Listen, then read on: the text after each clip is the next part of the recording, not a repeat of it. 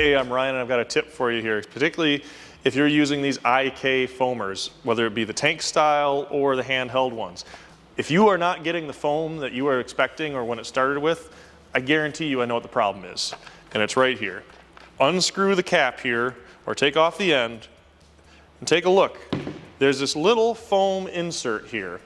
This thing will get packed with dried out chemicals, with dirt, contaminants, and this is why it will not spray and cause issues. Now when you buy one of these IK foamers, it comes with 2 sheets of these to have these replaced. So you can just knock these out, put them in there.